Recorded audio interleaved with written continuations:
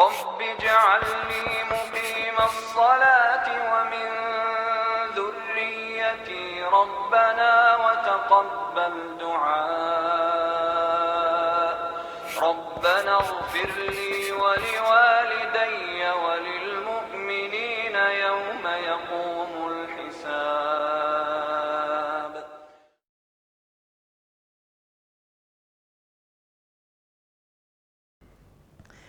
Assalamualaikum warahmatullahi wabarakatuh. Innal hamdalillah nahmaduhu wa nasta'inuhu wa nastaghfiruh wa na'udzu billahi min shururi anfusina wa sayyiati a'malina.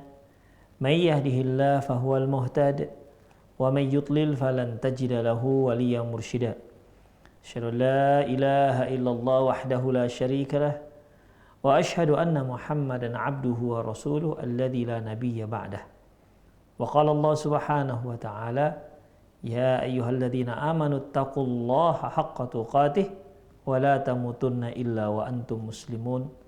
Ya ayyuhalladzina amanu taqullaha wa qulu qawlan sadida yuslih lakum a'malakum wa yaghfir lakum dhunubakum wa may yuti'illaha wa rasulahu faqad faza fawzan 'azima. Ya ayyuhan nasu taqu rabbakumul ladzi khalaqakum min nafsin wahidah wa khalaqa minha zawjaha wa batha minhuma rijalan katsiran wa nisaa'a wattaqullaha alladzi tasaaluna bihi wal arham innallaha kana 'alaikum raqiba. Amma ba'du, inastaqal hadithi kitabullah wa khairal hadi hadi Muhammad sallallahu alaihi wasallam wa syarrul umur muhdatsatuha wa kullu muhdatsatin bid'ah wa kullu bid'atin dhalalah wa kullu dhalalatin finnar. Para pemirsa Rosa TV dimanapun Anda berada, alhamdulillah kita kembali bertemu dalam kajian kitab Nida'un ila Murabbin wal Murabbiyat. Kita sampai pada wasaya Luqmanul Hakim libni. Wasiat Luqmanul Hakim kepada anaknya. Qala Allah Ta'ala wa idh qala Luqmanu libnihi wa huwa ya'idhuh. Ketika Luqman berkata kepada anaknya dan dia waktu itu sedang memberikan nasihat kepada anaknya. Di sini tentunya tidak ada seorang pun di antara kita yang tidak membutuhkan nasihat. Seorang anak juga membutuhkan nasihat. Ya, walaupun dia masih anak-anak, tapi tetap dia membutuhkan pengajaran, tetap membutuhkan pelajaran, tetap membutuhkan pengarahan. Seperti Luqmanul Hakim berkata kepada anaknya. Rasulullah Shallallahu Alaihi Wasallam dalam banyak riwayat beliau mengajarkan adab, beliau memberikan nasihat kepada anak-anak. Contohnya ketika Rasulullah Shallallahu Alaihi Wasallam berkata kepada Ibnu Abbas, apa kata beliau? Ya ghulam, ihfazillah yahfazuka. Wahai anak, wahai bocah, jagalah Allah, niscaya Allah akan menjagamu. Ihfazillah tajiduhu tujahak. Jagalah Allah, engkau akan dapati Allah berada di hadapanmu. Wa idza sa'alta fas'alillah wa idza ista'anta fasta'in billah. Kalau kamu minta-mintalah kepada Allah, kalau engkau membutuhkan pertolongan, mohonlah kepada Allah Subhanahu wa taala. Ini nasihat Rasulullah kepada anak-anak. Beliau juga berkata kepada seorang anak yang makan dengan tangan yang bukan tangan kanan dan tidak bismillah. Apa kata beliau? Ya ghulam, sammillah wa kul biyaminik wa kul mimma yalik. Hai anak, hai bocah, sebutkan bismillah, makan dengan tangan kanan, makanlah makanan yang ada di dekatmu. Ini nasihat ikhwah rahimanallah wa iyyakum. Dan Luqmanul Hakim memberikan satu nasihat yang terpenting untuk anaknya. Yang terpenting untuk anaknya yaitu wa huwa ya'idhu, dia sedang memberi nasihat. Apa nasihatnya? Yang pertama, ya bunayya la tusyrik billah. Wahai ananda, janganlah engkau mensekutukan Allah. Innasyirka la zulmun azim. karena sesungguhnya kesyirikan itu merupakan kezaliman yang sangat berat. Tidak ada kezaliman yang lebih berat melebihi kezaliman mensekutukan Allah Subhanahu wa taala. Rasulullah pernah ditanya tentang dosa yang paling besar. Ya Rasulullah, ayyu dzambin aqdham? Ya Rasulullah, dosa apakah yang paling berat? Rasulullah mengatakan, antaj'alu lillahi niddan wa huwa khalaqak. Engkau jadikan sekutu untuk Allah padahal Allah yang telah menciptakan engkau. Seharusnya apabila Allah yang menciptakanmu, maka seharusnya yang kau sembah hanya Allah. Bukan malah menyembah apa yang telah diciptakan oleh Allah Subhanahu wa taala. Ya bunayya la tusyrik billah. Wahai ananda, janganlah engkau mensekutukan Allah. Inna syirka la dzulmun azim. Karena sesungguhnya kesyirikan itu merupakan kezaliman yang sangat berat. Ihdar syirk fi ibadatillah. Ya, artinya yaitu hati-hati kalian mensekutukan Allah dalam beribadah. Kaddu'ail amwati wal ghaibin, seperti berdoa kepada mayat dan kepada orang-orang yang tidak ada di tempat. Seperti misalnya kalau ada seorang sengaja pergi ke kuburan, di kuburan itu dia berdoa kepada si penghuni kuburan, mohon dapat jodoh, mohon rezekinya dilapangkan, dan banyak hal-hal dagangannya dilariskan. Demikian. Tapi dia tidak minta kepada Allah, dia minta kepada si penghuni kuburan. Ini syirik akbar. Pelakunya bisa keluar dari Islam. Karena yang seharusnya dia berdoa hanya kepada Allah Subhanahu wa taala. Demikian juga dia meminta kepada orang yang tidak ada di tempatnya. Misalnya kita punya syekh misalnya. Syekh kita misalnya di Jakarta, kita di Medan. Ya, kita mau minta, Syekh, tolonglah mudahkan urusan saya. Loh, kok bisa? Ya. Bahkan sesuatu yang bisa dilakukan oleh seorang anak manusia, misalnya ya mengangkat ember lah, ember yang isinya air hanya 5 liter. Kan bisa tuh manusia membawanya. Tapi kita meminta kepada orang yang tidak ada di hadapan kita. Kita minta guru kita. Misalnya kalau ada guru kita di depan kita, kita minta tolong, Ustadz tolong dibawakan, pegangkan ember saya ini Ustadz, misalnya. Kan boleh. Dan bisa. Boleh. Tapi kalau ustadznya tidak ada di tempatnya, ustadznya ada di Jakarta misalnya, kemudian ketika dia ingin agar embernya ini yang berisi air 5 liter itu dipegangkan, Ustadz tolonglah pegangkan ember saya yang isinya 5 liter. Kok bisa dia berdoa minta seperti itu? Bukankah ustadznya tidak ada di sana? Yang seperti ini ikhwah, tidak akan mungkin seseorang melakukan itu kecuali dia punya keyakinan sesuatu terhadap si ustadz. Ya, dia meyakini si ustadz bisa menolong dia walaupun dia tidak ada di tempat. Dan ini termasuk kesyirikan ikhwah. Kemudian faqad qala sallallahu alaihi wasallam, Rasulullah sallallahu alaihi wasallam bersabda, ad-du'a huwal ibadah. Rawahu Tirmidzi. Doa itu merupakan ibadah. Doa adalah ibadah. Allah Subhanahu wa ta'ala firman, wa qala rabbukum ud'uni astajib lakum. Tuhan kalian berkata, doalah kepadaku, mohon kepadaku, berdoalah kepadaku, astajib lakum, maka aku akan kabulkan doa kalian. Innal ladzina yastakbiruna an ibadati, sesungguhnya orang-orang yang takabur, yang enggan untuk beribadah kepadaku, artinya untuk berdoa kepadaku. Jadi Allah Subhanahu wa taala menyebutkan innal ladzina yastakbiruna an ibadati, sesungguhnya orang-orang yang takabur, enggan untuk beribadah kepadaku, maksudnya berdoa kepadaku, saya dakhuluna jahannam madakhirin, akan masuk dalam neraka jahanam yang hina. Itulah ikhwah rahimanallahu wa iyyakum. Jadi ad-du'a huwal ibadah. Doa itu merupakan ibadah. Bahkan ikhwah, para ulama membagi doa itu ada doaul ibadah, ad-du'aul mas'alah. Doa ibadah itu ya seperti kita sholat, itu doa. Ya. Puasa itu juga doa. Makanya ketika Rasulullah didatangi oleh seorang sahabat yang bernama Abu Umamah al-Bahili. Abu Umamah Al-Bahili bertanya kepada Rasulullah SAW, "Ya Rasulullah, akhbirni an amalin yudkhilunil jannah." Ya Rasulullah, beritahukan kepadaku satu amalan yang dapat memasukkan aku ke dalam surganya Allah. Apa kata beliau? "Alaika bisyam fa innahu la mislalah." Hendaklah kamu berpuasa karena tidak ada satupun yang sama dengan ibadah puasa dalam memasukkan orang ke dalam surganya Allah. Jadi dia berpuasa seolah dia sedang berdoa, ya Allah masukkan aku ke dalam surga. Ya Allah dengan puasa ini mudahkan aku masuk ke dalam surga. Demikian ikhwah rahimanallah wa iyyakum. Jadi itu namanya doa ibadah.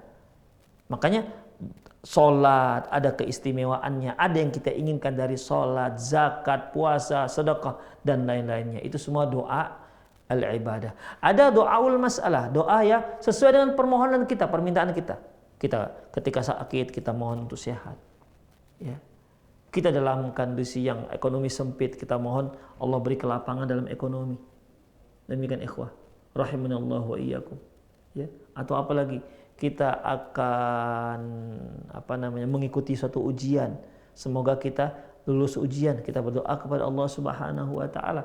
Itu namanya doa al-mas'alah. Falamma nazala qaulullah ta'ala, ketika turun firman Allah Subhanahu wa taala, alladzina amanu wa lam yalbisu imanahum bidzulmin ulaika lahumul amnu wa hum muhtadun. Al-An'am ayat 82. Dan sesungguhnya orang-orang yang beriman yang tidak mencampur adukkan keimanan mereka dengan kezaliman, ulaika lahumul amnu, merekalah orang-orang yang berhak mendapatkan keamanan, wa hum muhtadun, merekalah orang yang mendapatkan hidayah. Mendengar ayat ini, syaqqa dzalika 'alal muslimin. Para sahabat pada waktu itu merasa risau. Faqalu, mereka mengatakan, ayyuna lam yadhlim nafsah. Memang apa ada di antara kita yang tidak menzalimi dirinya sendiri? Karena kan di sini Allah katakan, walam yalbisu imanahum bidzulmin. Bidzulmin, zulmin ini menunjukkan keumuman, kezaliman jenis apa saja. Kezaliman ikhwah terbagi 3. Kezaliman yang tidak akan diampuni oleh Allah Subhanahu wa taala, itulah kezaliman kesyirikan. Ya, kesyirikan. Yang kedua, kezaliman seorang hamba terhadap dirinya sendiri. Ketika dia melanggar apa yang diharamkan oleh Allah, berarti dia sedang merusak dirinya sendiri. Yang ketiga, kezaliman seorang hamba terhadap hamba yang lain. Ya, terhadap hamba yang lain. Makanya ketika Allah mengatakan walam yalbisu imanahum bidzulmin, karena ini zalim itu banyak macamnya, di antaranya seorang yang menzalimi dirinya sendiri. Kata sahabat, ayyuna lam yadhlim nafsah, apa ada di antara kita yang tidak pernah menzalimi dirinya sendiri? Karena setiap maksiat yang dilakukan oleh seseorang, maka dia berarti sedang menzalimi dirinya sendiri. Padahal Rasulullah katakan kullu bani Adam khata' wa khairul khata'in at-tawwabun. Semua anak Adam itu pasti bersalah, dan sebaik-baik orang yang bersalah adalah yang bertaubat. Berarti kan tidak ada seorang pun yang tidak bersalah, tidak ada seorang pun yang tidak berdosa. Demikian, seorang yang melakukan dosa berarti dia sedang menzalimi dirinya sendiri. Lantas yang tidak menzalimi dirinya, siapa di antara kita yang enggak menzalimi dirinya sendiri? Kata sahabat. Faqala Rasulullah sallallahu alaihi wasallam, Rasulullah sallallahu alaihi wasallam bersabda, laisa kadzalik, bukan itu maknanya, kata Rasulullah. Innama huwa syirik. Yang dimaksud kezaliman di sini, alladzina amanu wa lam yalbisu imanahum bidzulmin, dan orang-orang yang beriman yang tidak mencampur adukkan keimanan mereka dengan kezaliman. Kezaliman yang dimaksud di sini adalah bukan semua jenis kezaliman, tapi yang dimaksud zalim di sini adalah kesyirikan. Ya, innama huwa syirik. Yang dimaksud dengan kezaliman di sini adalah kesyirikan. Alam tasma' qaulu Luqman li ibnih. Tidakkah kalian mendengar ucapan Luqman kepada anaknya? Ya bunayya la tusyrik billah. Wahai ananda, janganlah engkau mensekutukan Allah. Inna syirka la zulmun azim. Sesungguhnya kezaliman itu, kesyirikan itu merupakan kezaliman yang sangat berat. Demikian ikhwah rahimanallahu wa iyyakum. Jadi alladzina amanu wa lam yalbisu imanahum bidzulmin, dan orang-orang yang beriman yang tidak mencampur adukan keimanan mereka dengan kezaliman, ulaika lahumul amnu. Mereka lah orang-orang yang aman.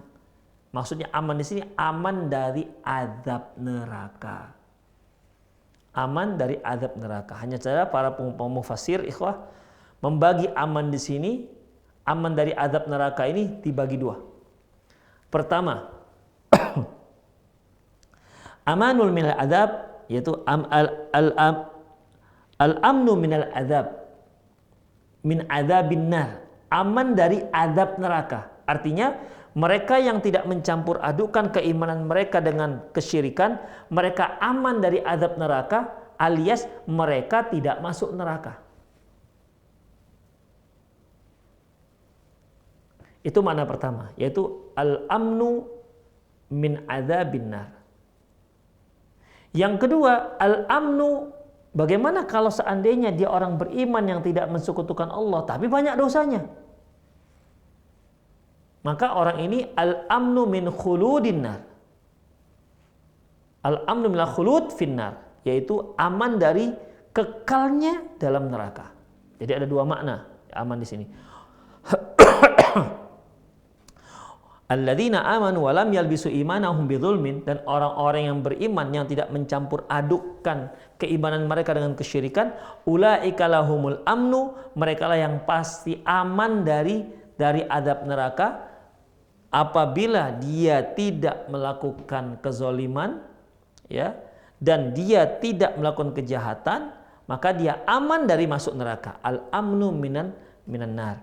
Yang kedua, al-amnu min khuludi finnar. Yang kedua yaitu aman dari kekalnya dalam neraka. Wahum muhtadun, merekalah orang-orang yang mendapat hidayah. Itu wasiat yang pertama, yaitu wasiat jangan mensekutukan Allah Subhanahu wa taala. Yang kedua, wassaynal insana biwalidayhi hamalathu ummuhu wahnan ala wahnin wa fisaluhu fi amaini anishkurli wa liwalidayka ilayyal masir. Dan sesungguhnya kami mewasiatkan kepada manusia agar berbakti kepada kedua orang tuanya, di mana ibunya telah mengandungnya, wahnan ala wahnin, kesusahan di atas kesusahan, wa fisaluhu fi amain, kemudian dia juga menyusui anaknya selama 2 tahun. Anishkurli, bersyukurlah kalian kepadaku, wali walidaika, dan kepada kedua orang tuamu, ilayyal masir, kepada akulah engkau akan kembali. Ikhwah, summa qarrana wasiyatahu iyyahu bi'ibadatillahi wahdah albirra bil walidaini li'azami haqqihima. Kemudian setelah Luqmanul Hakim mewasiatkan manusia untuk beriman dan beribadah hanya kepada Allah Subhanahu wa taala, lantas diperintahkan lagi mereka untuk berbakti kepada kedua orang tua karena besarnya hak mereka terhadap anaknya. Fal ummu hamalat waladaha bi masyaqqatin, seorang ibu mengandung anaknya dengan kesulitan. Wal abu yatakallafa bil infaq, sementara si ayah dia dibebani untuk memberikan nafkah kebutuhan. Fastahaqqa minal waladi syukrulillah wa liwalidayhi, oleh karena itu anaknya wajib untuk mensyukur Allah, bersyukur kepada Allah dan kepada kedua orang tuanya. Wa in jahadaka ala an tusyrika bima laysa laka bihi ilmun fala tuti'huma. Luqmanul Hakim kembali melanjutkan nasihatnya, apabila mereka berdua, artinya kedua orang tua yang wajib bagi kita seorang muslim untuk berbakti kepada mereka, ya, bahkan kalaupun mereka orang kafir, maka kita tetap wajib untuk berbakti kepada mereka. Hanya saja wa in jahadaka ala an tusyrika bi, kalau mereka berupaya, mereka berusaha semaksimal mungkin ala an tusyrika bi, agar engkau mensekutukan aku, fala tuti'huma, ma laisa laka bi ilm, kamu tak punya ilmu tentang itu, fala tuti'huma, maka janganlah kamu mentaati mereka. Begitupun wasahibuhuma fid dunya ma'rufa, tapi semasa di dunia kamu tetap wajib untuk berbakti kepada mereka. Wattabi' sabila man anaba ilayya, dan ikutilah jalur orang-orang yang menyerahkan dirinya kepadaku. Summa ilayya marji'ukum, kemudian hanya kepadaku engkau akan kembali. Fa unabbi'ukum bima kuntum ta'malun, dan aku akan menceritakan apa yang telah kalian lakukan. Luqman ayat 15. Demikian ikhwan rahimanallahu wa iyyakum. Qala Ibnu Katsir, berkata Ibnu Katsir, ai anna hirsan 'alaika kull hirsi an tutabi'uhuma ala dinihima. Artinya hendaklah kalian benar-benar memperhatikan agama mereka berdua. Fala taqbal minhuma dzalik. Ya. Jangan kalian mengikuti agama mereka. Jangan menerima agama mereka. Wala yamna dzalika min an tusahibu fi dunya ma'rufa. Namun begitupun bukan berarti kalian tidak boleh berbuat baik kepada mereka.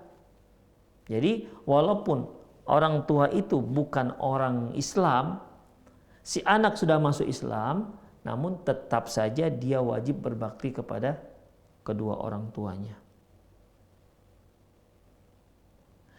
Kemudian ai muhsinan ilaihima, artinya tetap berbuat baik. Wattabi' sabil mu'minin, dan ikutilah jalur-jalur orang yang beriman. Aku yu'ayyidu hadzal qaul Nabi SAW, la ta'ata li ahadin fi ma'siyatillah, innamat ta'atu bil ma'ruf. Rasulullah SAW bersabda, tidak ada ketaatan kepada siapapun dalam rangka mendurhakai Allah. Ya. Kemudian innamat ta'ah fil ma'ruf, sungguhnya ketaatan itu hanya dalam innamat ta'ah fil ma'ruf, sungguhnya ketaatan itu hanya dalam kebaikan. Hadis diriwayatkan oleh Imam Bukhari Muslim. Kemudian nomor 4, ya bunayya innaha in taku mithqala habbatin min khardal fatakun fi sakhratin aw fis samawati aw fil ardi ya'ti bihallah innallaha latifun khabir. Wahai ananda, sungguhnya apabila engkau memiliki biji sawi, fataku fi sakhratin, biji sawi ini ada di tengah di padang pasir, au fis samawat, atau berada di langit, au fil ardi, atau di salah satu tempat di bumi, ya'ti bihallah, Allah akan datangkan itu di hadapanmu. Artinya sekecil apapun kita melakukan satu amalan, dimanapun kita berada, Allah akan datangkan. Allah akan tunjukkan kepada kita akan amalan yang kita lakukan tersebut. فَمَنْ يَعْمَلْ مِثْقَالَ ذَرَّةٍ خَيْرًا يَرَهُ وَمَنْ يَعْمَلْ مِثْقَالَ ذَرَّةٍ شَرًّا يَرَهُ. Barang siapa yang berbuat baik sebesar biji sawi pun akan dia lihat, sebagaimana barang siapa yang berbuat buruk walaupun hanya sebesar biji sawi, dia akan lihat. Itulah ikhwan rahimanallahu wa iyyakum. Ya'ti bihallah aw fil ardi ya'ti bihallah, Allah akan datangkan itu. Sungguhnya Allah itu maha lembut dan maha khabir. Qala Ibnu Katsir, ai innal madlamata awil khati'ata, sungguhnya kezaliman dan kesalahan, law kanat mithqala habbatin khardalin, seandainya dia hanya sebesar biji sawi, ahdarahallah ta'ala yaumil qiyamah, Allah akan datangkan, Allah akan perlihatkan pada dia nanti hari kiamat. Hina yada'ul mawazin al-qist, sehingga diletakkan timbangan keadilan nanti di hari kiamat. Wajaza 'alaiha in khairan fa khairan. Kemudian Allah akan membalas kebaikan mereka. Jika semasa di dunia dia dalam keadaan baik, maka dia akan dibalas juga dengan kebaikan oleh Allah Subhanahu wa ta'ala. Fa in syarran fa syarran. Apabila buruk, maka Allah akan membalas juga dengan keburukan nanti di hari kiamat. Demikian ikhwah rahimanallahu wa iyyakum. Yang kelima, ya bunayya aqimis shalah. Yang kelima yaitu, wahai ananda, tegakkan salat. Addiha bi arkaniha wa wajibatiha bi khusyuk. Laksanakan rukun-rukun dan wajib-wajibnya dengan kekhusyuan terhadap Allah Subhanahu wa taala. Nomor 6, wa'mur bil ma'rufi wanha 'anil munkar. Suruhlah berbuat baik dan larang berbuat mungkar. Bil lutfi wal lin biduni syiddah. Dengan lemah lembut, dengan santun, dan bukan dengan kekasaran. Yang nomor 7, wasbir 'ala ma asabak. Bersabarlah atas apa yang menimpamu. Ilmun annal amra bil ma'rufi wan nahi 'anil munkar sayanaluhu adza fa amara bis sabr. Karena sudah dimaklumi bahwasanya setiap orang yang menyuruh berbuat baik dan melarang berbuat mungkar, dia pasti akan mendapatkan gangguan dalam proses dakwahnya tersebut. Akan diganggu, ya, mungkin pembunuhan karakter misalnya, atau menyebarkan isu-isu yang tidak benar. Demikian ikhwah. Dalam masalah ini,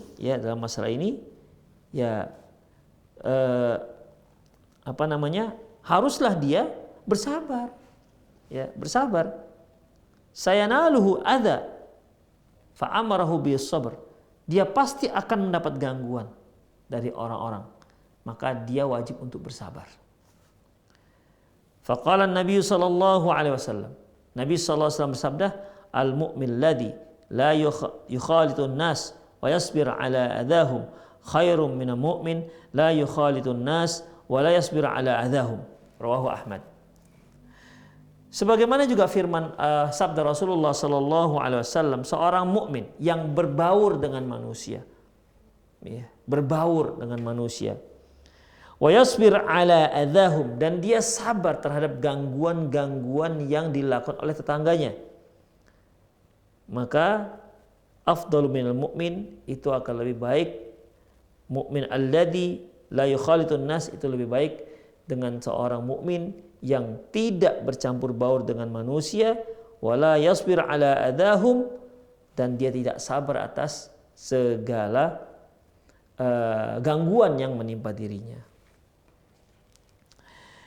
Nomor 8, inna dzalika min azmil umur. Sungguhnya hal itu termasuk perkara yang harus pasti terjadi.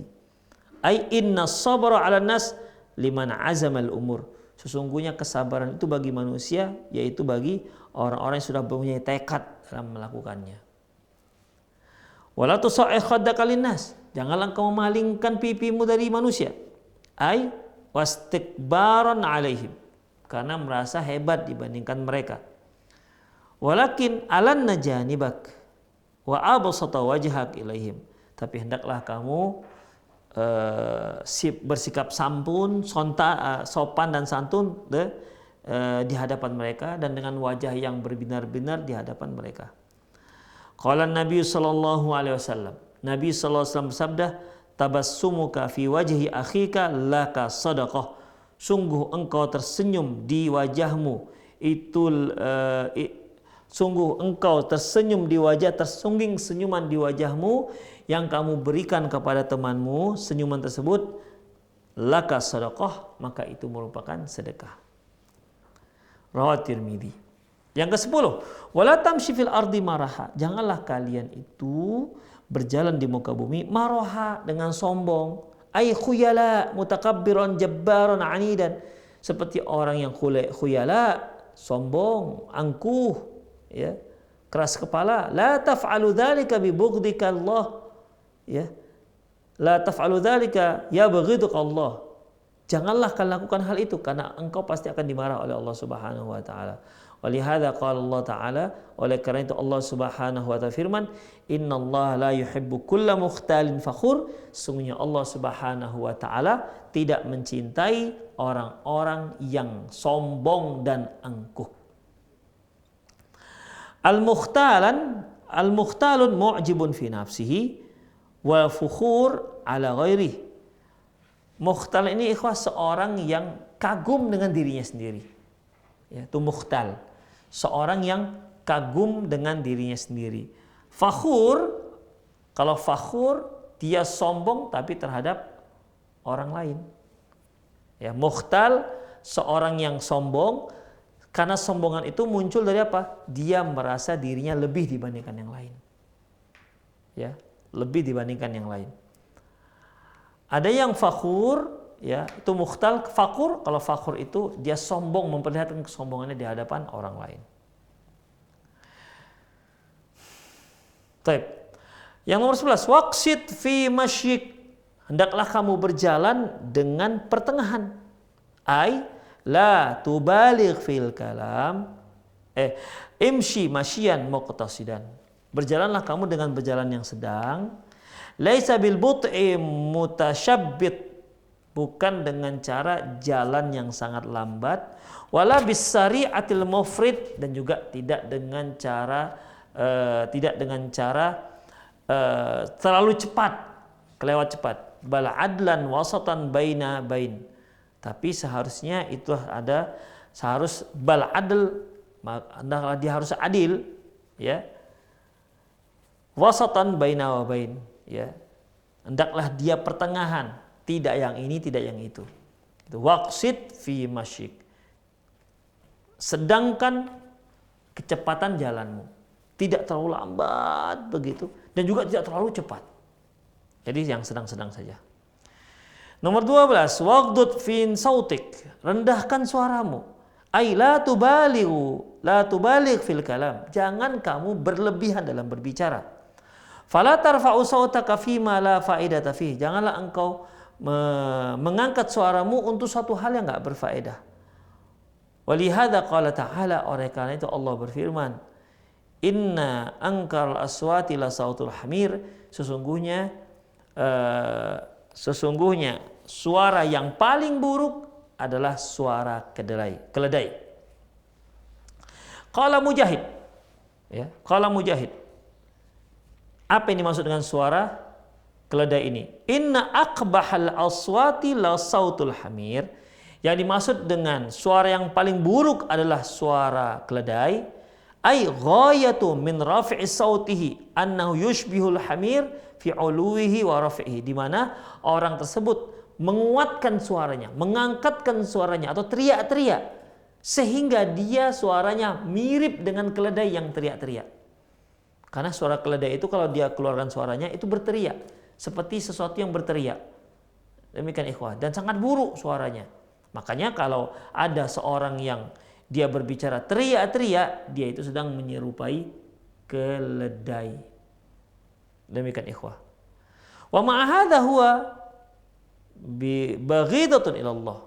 Di samping itu dia juga mendapat kemurkaan Allah Subhanahu wa taala. Wa hadha tashbihu bil hamir.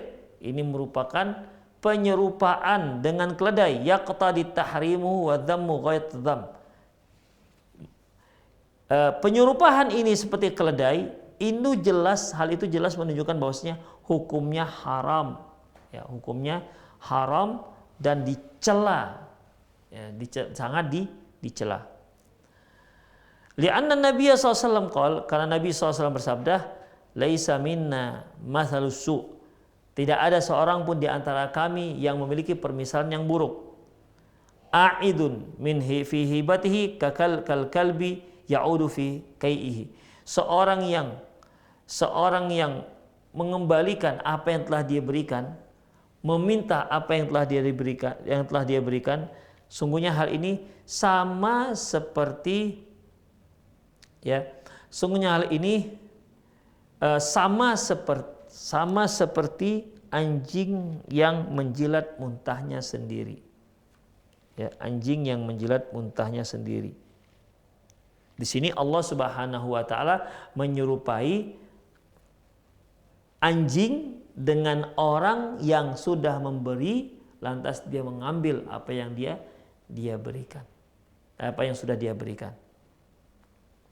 Maka permisalan orang tersebut seperti permisalan seekor anjing yang menjilat muntahnya sendiri.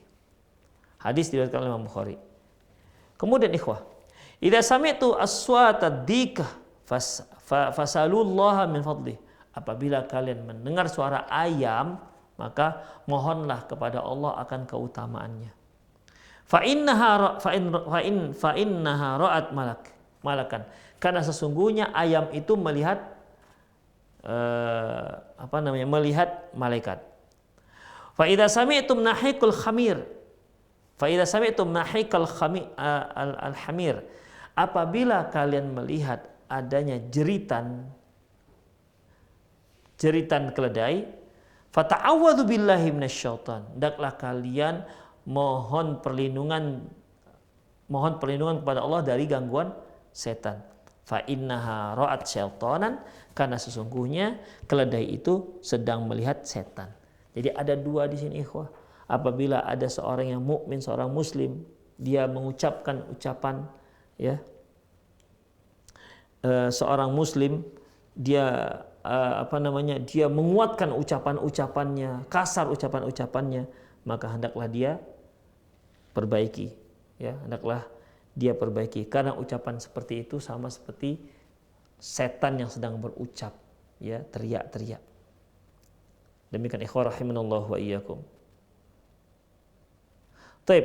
Jadi di sini, ya, di hadis yang terakhir yang kita sebutkan ini, bahwasanya kalau kita mendengar ada ayam yang sedang berkukuk, berkukuruyuk begitu, ya, sedang berkukuruyuk, maka hendaklah dia mohon doa pada Allah Subhanahu wa taala. Mohon karunia dari Allah Subhanahu wa taala. Mengapa demikian? Karena itu ayam melihat malaikat. Tapi kalau yang kita dengar adalah suara keledai, maka mohonlah kepada Allah dari gangguan setan. Karena itu keledai melihat setan. Demikian ikhwah rahimanallahu wa iyyakum. Itulah 12 wasiat dari Luqmanul Hakim kepada anaknya. Dan dari wasiat ini bisa diambil kesimpulan, beberapa kesimpulan, ya, ada 12 kesimpulan. Yang pertama yaitu masyru'iyatu wasiyatil walid libnihi bima yanfa'u fid dunya wal akhirah. Yaitu disyariatkannya orang tua mewasiatkan kepada anak-anak, memberikan nasihat kepada anak-anak. Dengan nasihat apa saja? Nasihat yang berguna untuk dia di dunia dan di akhirat. Nomor 2, bada'u bit tauhid wa tahdhiri minasyirki li'annaha zulmun yahbitul a'mal. Hendaklah dia, nasihat itu dimulai dengan cara menegakkan tauhid, ya, dan mewaspadai kesyirikan, karena sesungguhnya kesyirikan itu, ya, dapat menghapuskan seluruh amalan-amalan kebaikan kita. Nomor 2, wujubus syukur lillah. Nomor 3 yaitu wajibnya bersyukur kepada Allah Subhanahu wa taala, walil walidaini, dan juga kepada kedua orang tua. Wa wujubu birrihima wa wasilatihima. Wajib juga hukumnya berbakti kepada mereka berdua dan menyambung tali silaturahmi kepada mereka. Yang keempat, la ta'ata li makhluqin fi ma'siyatil khaliq. Tidak ada ketaatan terhadap makhluk dalam rangka mendurhakai Allah Subhanahu wa taala. Ini terkait dengan wa in jahadaka ala an tusyrika bi ma laisa laka bi ilmun fala tuti'huma. Kalau kedua orang tuamu yang sebenarnya wajib untuk kamu taati itu ternyata mereka berusaha membawamu untuk mensekutukan Allah, maka Allah katakan fala tuti'huma, jangan kamu mentaati mereka. Ya, jangan taati mereka. Kenapa?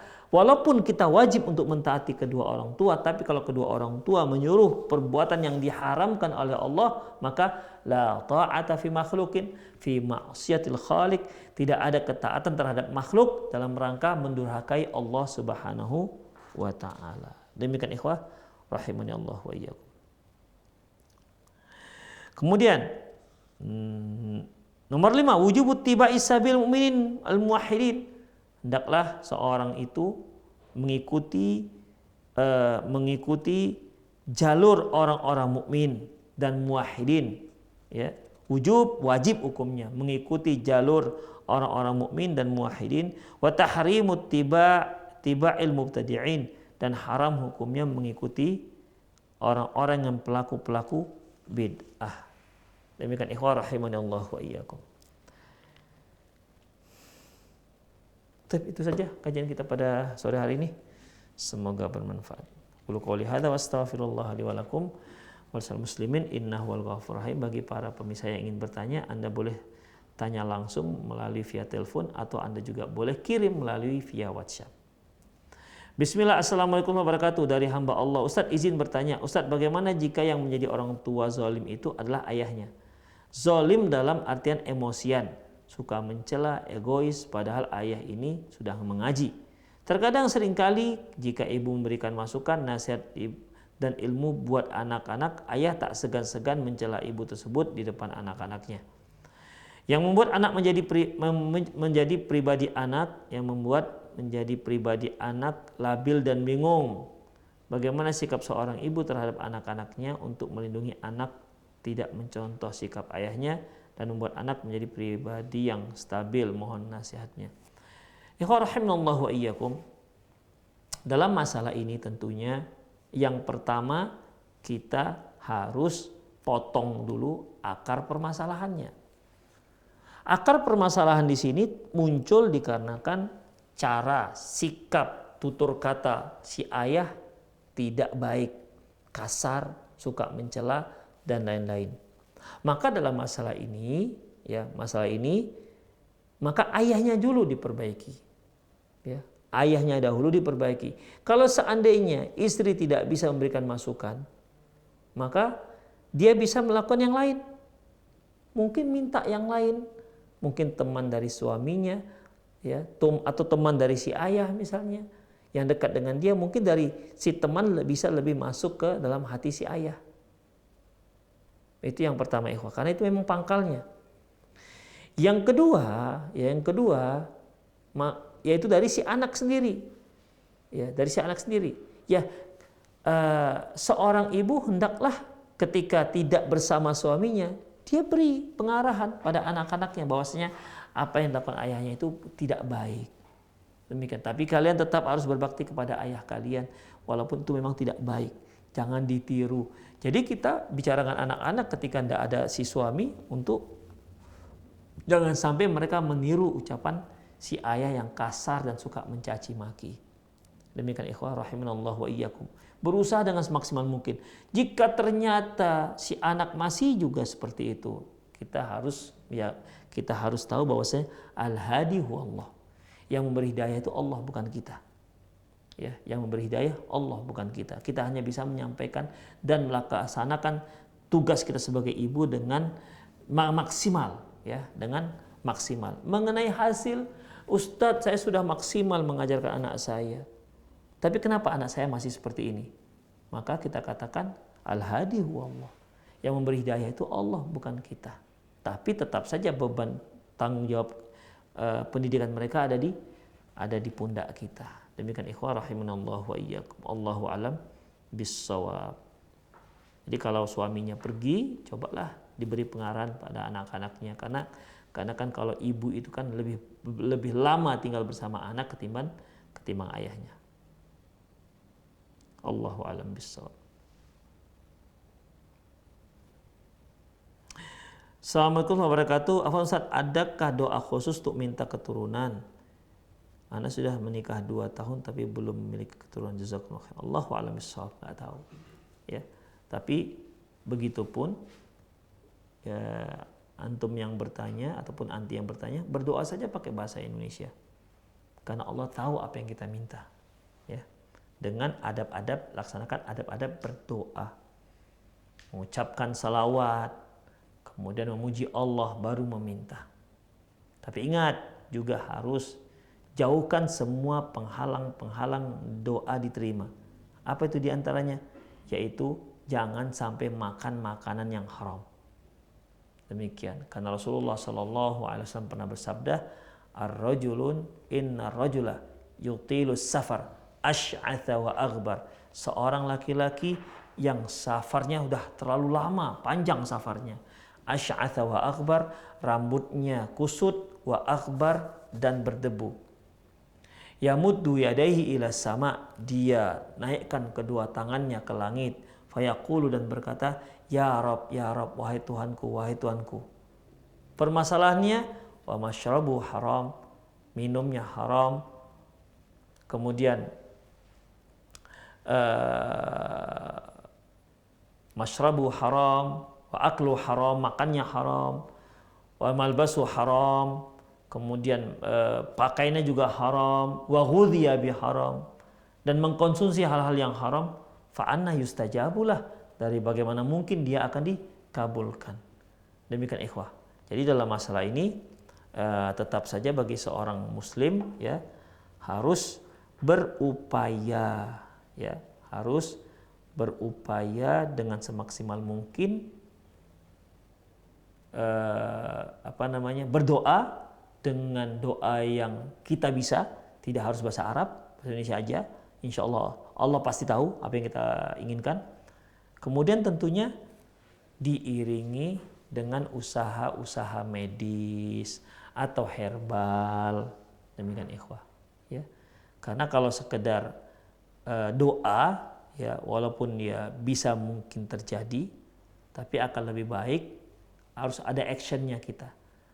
Kita harus betul-betul juga berbuat. Demikian.